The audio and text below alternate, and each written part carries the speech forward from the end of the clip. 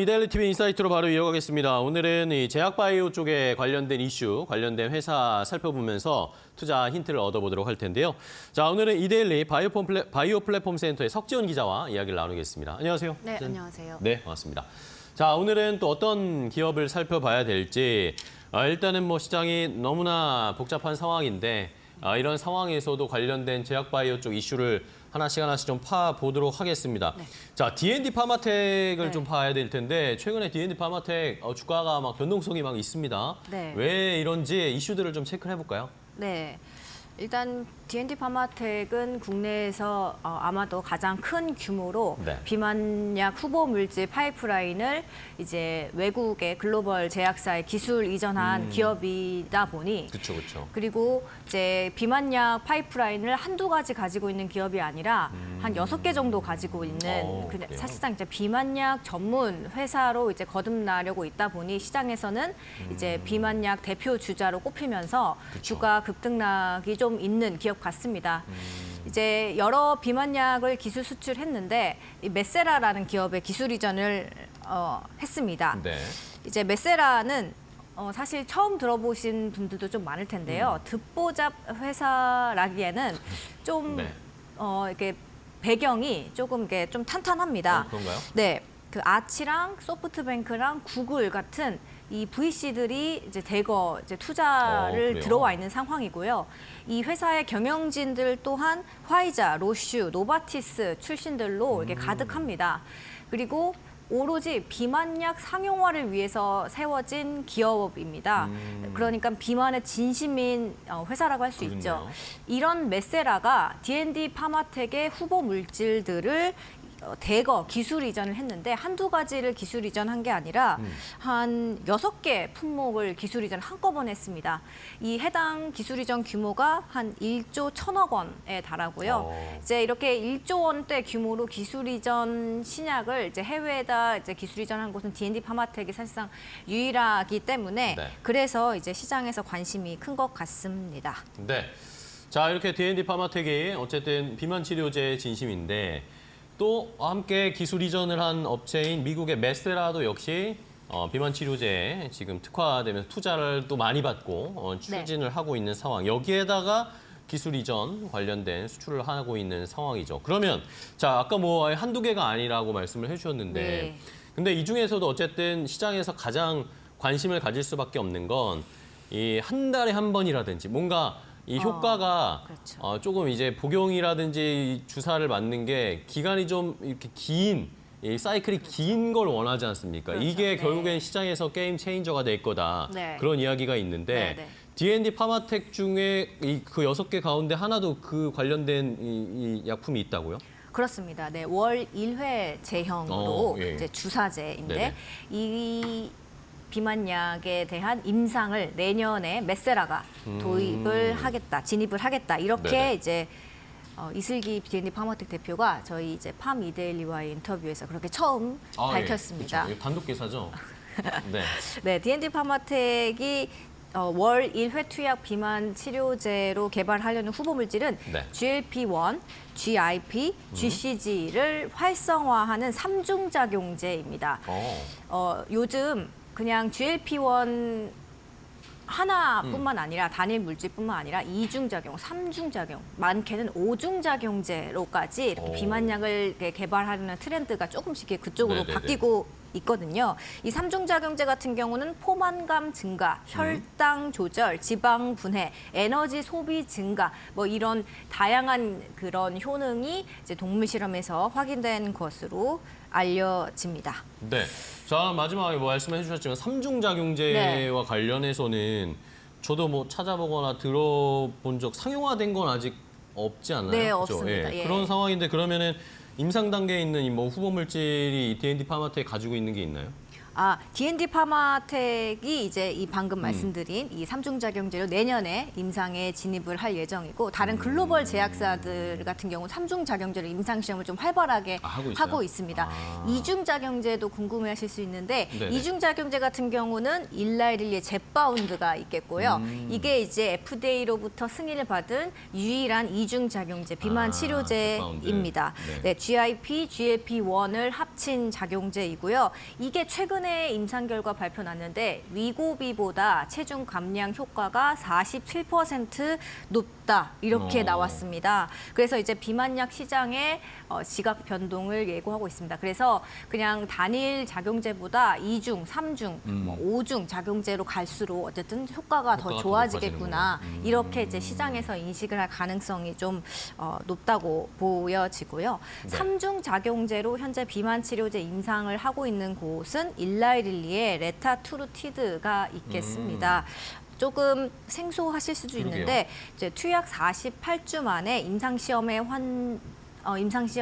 참여한 네. 비만 환자 체중을 24.2% 줄여서 지금까지 공개된 임상시험 데이터 중에서 가장 큰 감량 효과를 보였다고 알려집니다. 레타투르티드는 지난해 7월 임상 3상을 승인을 받았고 지금 임상을 진행하고 있습니다. 그럼 이게 2중이나 3중 작용제 구분 없이 제일 좋은 효과를 보인 건가요? 아니면 3중 작용제 중에 제일 좋은 건가요? 지금까지 모든 임상 시험을 통틀어서를 말씀드린 겁니다. 네. 일라이릴리께. 네, 그렇습니다. 네. 그래서 D&D 파마텍 같은 경우는 아직 임상에 진입을 하지는 않았으나 네. 이 DD1호 이게 이제 3중 작용제 아까 말씀드린 월 1회 제형 그 주사제 후보 물질이거든요. 후보 물질 이름 DD1호인데 이 DD1호가 레타투르티드보다 효능성이랑 상업성 측면에서 훨씬 경쟁력 있는 약물 될 거다 이렇게 기대를 그래요? 하고 있습니다. 일단 펩타이드 활성도를 이제 높여서 어떻게 보면 복용량을 아주 획기적으로 낮추면서도 이게 일반 비만약과 비슷한 효능을 낼 수 있다고 그렇게 자신을 하고 있고 네.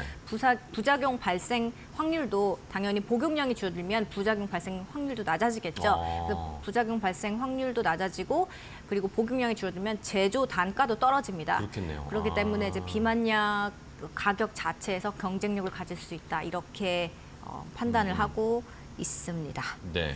결국에는 효율이 더 좋은 거죠, 그죠? 네. 조금만 써도 효과가 더 나는 거니까. 그렇죠. 흡수가 그리고 만약 잘 그렇죠. 된다고 하면 네. 그 효율이 좋은 어쨌든 3중 작용제 비만약을 지금 개발을 하고 있는 D&D 파마텍인데, 자, 근데 어쨌든 뭐 비만 치료제 시장에서는 이 말씀을 계속 드리는 것처럼 투약 기간이라든지 주사 이 기간을 늘려서 효과는 계속 유지를 하거나 더 좋게 만들면서 불편을 줄이고 편하게 복용하거나 주사를 맞게 하는 그게 가장 중요한데, 그러면 저희가 가장 많이 들었던 건 어쨌든 암젠 쪽이잖아요. 네, 암젠이 네. 뭐 지난주에도 저희가 잠깐 말씀을 해드렸던 것 같은데, 암젠은 지금 월일회 투약 비만 치료제 임상 어떻게 진행되고 있나요? 네. 암젠이 이제 최근에 이제 마리타이드라고 불리는 이 후보 물질에 대한 임상 결과를 발표를 했는데 네. 이 효과가 1년 만에 평균 20% 감량으로 나왔는데 이게 시장의 기대치에는 미치지 못했다는 평가가 있어서 그래요? 그래서 주가가 하락을 그쵸. 하기도 했습니다. 그런데 이제 월 1회 투약 제형으로 개발하고 있는 임상시험을 진행 중인 회사가 암젠이기 때문에 암젠이 대표적이기 때문에 이제 계속 이렇게 거론이 되고 있고요. 그래서 이 D&D 파마텍이 암젠의 마리타이드에 대해서도 좀 언급을 했는데 암젠의 비만약의 경우 항체랑 펩타이드를 결합한 다소 좀 복잡한 구조를 가지고 있다. 그런데 우리는 오로지 펩타이드로만으로 이 비만약을 구성을 하기 때문에 이 만드는 데 있어서 복잡성이라던가 제조 단가가 훨씬 덜할 것이다. 그런 점에서 좀 경쟁력이 있다. 상업화 측면에서 큰 강점을 지녔다. 네. 이렇게 이제 D&D 파마텍이 언급을 했습니다. 네. 자, 이렇게 과연 진짜 한 달에 한 번 아니면 그 더 긴 시간 맞으면서 효과를 낼 수 있는 비만 치료제를 만들어낼 수 있을지, 뭐 D&D 파마텍도 하지만 암젠도 지금 추진 중이고 글로벌 제약사들이 열을 올리고 있는 상황입니다. D&D 파마텍이 좀 화이팅을 해줬으면 좋겠고. 자, 근데 또 저희가 어쨌든 D&D 파마텍의 비만 치료제 뭐 여러 가지가 지금 진행 중에 있는 상황인데 또 중요한 거는 이게 주사를 맞는 것보다 아프고 불편한 것보다 그냥 경구용 약을 먹으면서 효과를 보는 걸 사실 이 소비자들은 더 원할 겁니다. 이게 훨씬 더 판매도 많이 될 가능성이 높고 그렇죠? 네. 이런 상황인데 그러면은 D&D 파마텍도 이쪽에 경구용으로 지금 개발한다는 것 때문에 시장에서 관심을 많이 받았었는데 네. 이거의 추진 상황은 어떻게 되고 있어요? 네네. 지금 먹는 비만약 임상도 하고 있고 네네. 지금 임상 1상을 미국에서 진행을 하고 있습니다. DD02S라고 불리는 후보 물질명인데요. 이제 지난달 미국에서 임상 시험을 개시해서 첫 환자 투여까지 완료한 상태입니다. 이 경구용 비만 치료제 같은 경우는 경구 흡수율이 상당히 높다. 동물 실험에서 아직 임상 중이기 때문에 임상 네네. 1상 중이기 때문에 사람에서 얼마나 흡수율이 나올지는 모르겠지만 네네. 일단은 동물 실험에서 기존의 글로벌 빅파마 약 대비 경구 흡수율이 최대 10배에서 12배가량 오. 높다. 이렇게 나왔습니다. 네. 체중 감소 효과가 적은 양으로 훨씬 많을 수 있다라는 거죠. 그래서 생체 흡수율이 10배 이상 높다는 것은 무슨 말이냐 하면 약을 생산할 때 필요한 원료 물질 양이 10분의 1만 그쵸. 있어도 된다라는 의미다. 그쵸. 그렇기 때문에 우리의 경구용 약물 후보 물질은 안전성과 유효성, 상업성 측면에서 확실히 독보적이라고 생각한다. 이렇게 이제 이슬기 대표가 말씀을 해주셨습니다. 네. 이게 상업성을 계속 강조를 할 필요가 있는 이유가 네. 사실 비만약이라는 거는 그 먹지 않아도 이렇게 생명에 당장 이게 그쵸. 위급한 예. 그런 예. 점은 없거든요. 그쵸. 항암제랑 다른 그쵸. 영역이 있기 때문에 생명, 가격이 그쵸. 중요합니다. 치료나 생명을 위한 약은 아니고 그렇죠. 네, 이거 맞지 않으면 뭐 당장 죽어 이런 그쵸, 느낌이 그쵸. 아니기 때문에 가격이 그 소비자들 입장에서는 상당히 중요한 그쵸, 요소가 그쵸. 될 수 있거든요. 그런데 이제 지금 현재 위고비나 젯바운드의 한 달치 투약 가격은 미국 기준 100만 원을 넘고 있습니다. 그렇기 때문에 상업성이 좋다. 그러면 이제 가격이 훨씬 월등하게 낮아질 수 있기 때문에 이제 D&D 파마텍 이런 점에서 좀 경쟁력을 가질 수 있지 않을까 이렇게 판단이 됩니다. 네, 좋습니다. 자, 이렇게 D&D 파마텍 이 월 1회 주사 비만약도 임상을 이제 내년에 돌입을 한다라는 그런 이야기도 나왔고 먹는 경구용 비만 치료제도 임상을 지금 차근차근 진행하고 있다라는 걸 네. 저희 이데일리가 단독으로 취재한 내용을 아. 박지연 기자. 저 경구용 비만약은 네. 이 보도자료로 이미 다 알려져 알려진 있던 거고 이제 거고, 월 네. 1회 제형만 이제 새로운 뉴스라고 보시면 되겠습니다. 알겠습니다. 자, 이렇게 한번 D&D 파마텍 관련해서 관심 있으신 분들 한번 잘 살펴보시고요. 오늘은 조금 주가가 많이 좀 빠지고 있어요. 오늘 시장이 뭐 전반적으로 뭐 정치적 리스크 때문에 좀 힘든 상황이라서 제약바이오가 어쨌든 이런 리스크나 이 시장의 영향을 많이 받을 수밖에 없는 상황이기 때문에 D&D 파마텍이 오늘은 9% 넘게 좀 급락이 나오고 네. 있는데 일단은 뭐 주가가 앞으로 좀 더 상승할 수 있을지 여부는 계속 지켜보도록 하겠습니다. 자, 이렇게 일단은 첫 번째 이슈를 확인을 해봤고요. 자, 여기에다가 또 살펴봐야 될 것이 제약바이오가 아까 저도 말씀드렸지만 지금 우리 시장을 포함해서 탄핵 정국으로 이제 돌입이 됐기 때문에 제약바이오가 어쨌든 변동성도 있는 상황인데 원래 기본적으로 변동성이 좀 있는 게 제약바이오인데 시장이 안 좋다 보니까 이게 더 출렁거리고 있습니다. 이제는 뭐 이 정치 연관된 종목들로 엮이면서 주가 흐름이 더 변동성이 심했는데 지난주에도 저도 이 제약바이오 좀 보니까 막 급등하고 급락하고 이런 종목들이 막 나뉘더라고요. 일단은 DTNCRO가 지난주에 또 갑자기 막 튀어 올랐습니다. 네, DTNCL 오늘도 지금 오르는 것 그런가요? 같은데요. 네. 네, 한동훈 국민의힘 대표의 테마주로 엮이고 있죠. 엮였죠, 예. 네, 그래서 이제 지난주 금요일에는 아마도 상한가를 갔고요. 그리고 오늘 오전에도 한 대표가 이제 윤 대통령을 대신해서 이제 사실상 국정 운영을 맡는 듯한 그런 모습이 연출이 되면서 그쵸. 또 급등세가 보이는 것 같습니다. DTNCRO가 현재까지 뭐 어떤 내용을 담은 보도 자료를 내거나 특별한 이제 호재 이슈가 있는 건 아닙니다. 네. 그런데 이성규 사회이사가 이제 한동훈 대표와 같은 서울대 법대, 미국 컬럼비아 로스쿨 동문 이런 뉴스가 알려지면서 이 뉴스 하나 때문에 한동훈 테마주로 분류가 되고 있고 그래서 지금 오르는 것 같습니다. 네. DTNCRO에 대해서 뭐 잠깐 말씀드리면 네네. 임상시험 수탁 기관이고요. 제약사 의뢰를 받아서 임상시험을 설계를 해주고 또 컨설팅, 모니터링, 허가 대행까지 해주는 이런 업무를 맡고 있습니다.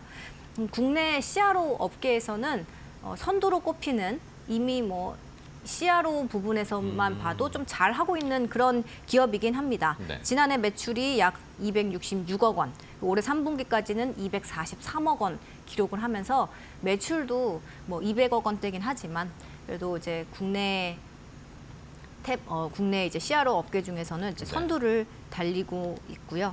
정치 테마주가 이렇게 갑자기 바이오 업계에 와서 이제 움직이기 시작한 거는 한 지난 4일쯤부터로 좀 보입니다. 그렇죠.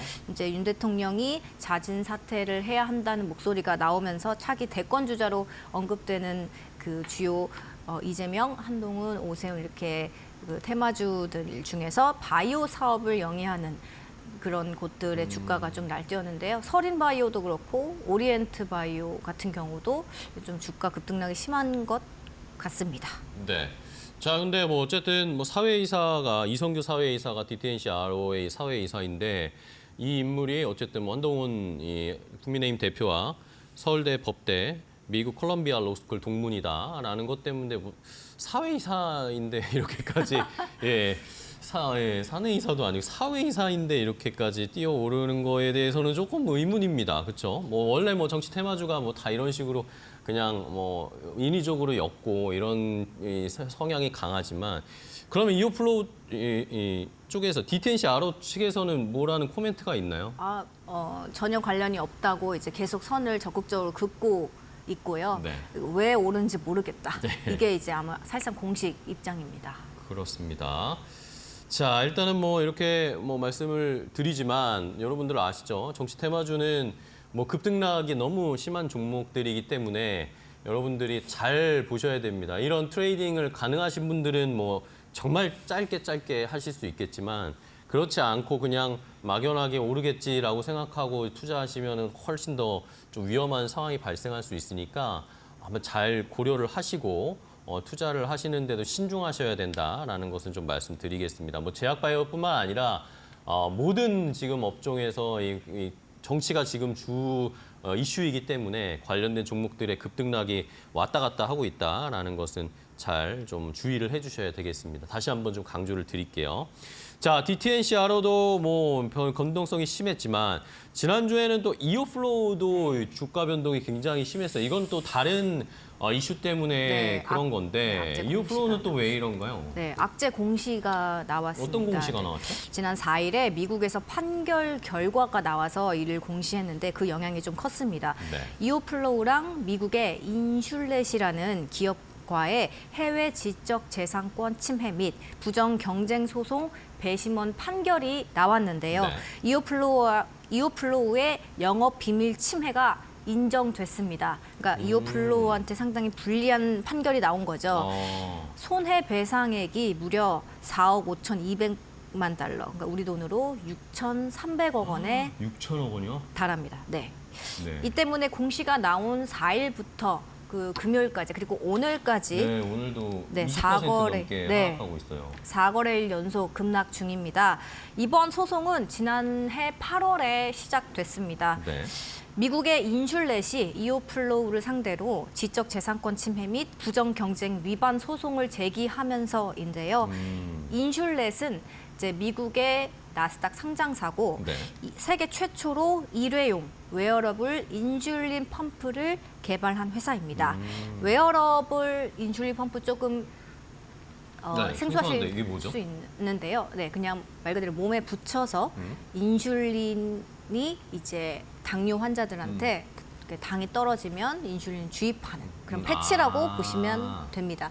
그러니까 무선으로 보통은 뭐 이렇게 선이 달린 뭐 이런 제형인데 그냥 스티커를 몸에 딱 붙이기만 패치를 딱 하면 붙이면 네, 인슐린이 자동으로 주입이 되는 네, 그런 편리한 인슐린 패치입니다. 네.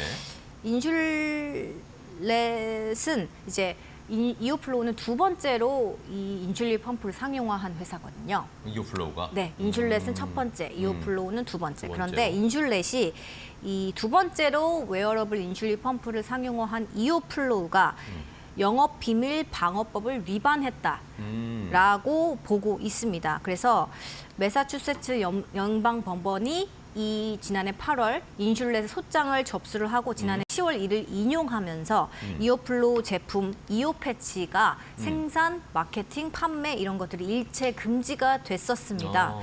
그런데 이오플로우가 여기서 판매 정지, 가처분 신청에 대한 집행 정지를 신청을 했고 이를 또 법원이 올해 5월에 이를 받아줬습니다. 그러니까 판매할 수 있어라고 다시 이야기를 해준 거죠. 그렇기 때문에 이오플로우가 여기서 승기를 잡았다. 그러게요. 이런 분석이 나왔고요. 여기에 지난달 25일에는 인슐렛이 유럽 통합 특허 법원에 신청한 이오 패치 판매 금지 등 가처분 신청에 대한 기각 결정이 내렸다. 그러니까 유럽에서 판매가 다시 가능해졌다. 이런 판결이 나오면서 분위기가 좋았는데. 네, 회사에 상당히 유리하게 상황이 이제 돌아가고 있다. 이런 분석까지 나왔었습니다. 네네. 그래서 당시에 해당 소식이 전해졌을 때 이오플로우 주가가 이틀 연속 상한가를 그러니까요. 기록하기도 했고요. 4거래일 만에 약 155%까지 폭등을 하기도 했습니다. 네네. 그런데 이번에 배심원 판결에서 인슐렛 손을 들어주는 그런 이제 결과가 나오면서 갑자기 상황이 급반전된 거죠. 그러게요. 그리고 이오플로우는 당연히 여기서 항소를 한다는 입장이지만요. 판결이 만약에 이대로 계속 유지된다면 6천억 원을 이제 손해배상액으로 내야 되거든요. 그러니까요. 네, 자기 돈이 자본의 있나요? 근데 이 정도에? 아니요, 자기 자본의 9배에 달하는 수치입니다. 어우, 네. 그래서 이제 지난해 이오플로우 매출은 66억 원에 불과하고 66억이요? 영업 적자 네. 394억 원, 약 400억 원에 달하는 상황.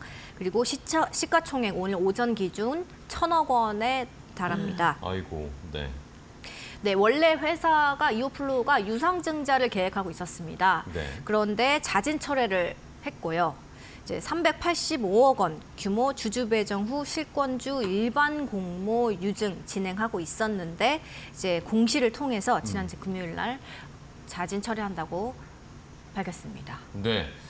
자, 일단은 이오플로우 입장에서는 굉장히 좋지 않은 상황인 건 확실한 것 같아요. 일단은 6천 만약에 뭔가 이게 패소가 계속 확정이 돼버려서 이제 위약금을 물어야 되면 손해배상금을 내야 하면은 이 자금을 조달하는 것 자체도 지금 쉽지 않을 것으로 좀 보이는데 이 결과가 뭔가 또 한번 바뀔 수 있는 추가적인 항소나 이런 게 가능합니까? 그건 항소를 이제 한다는 입장이고 네.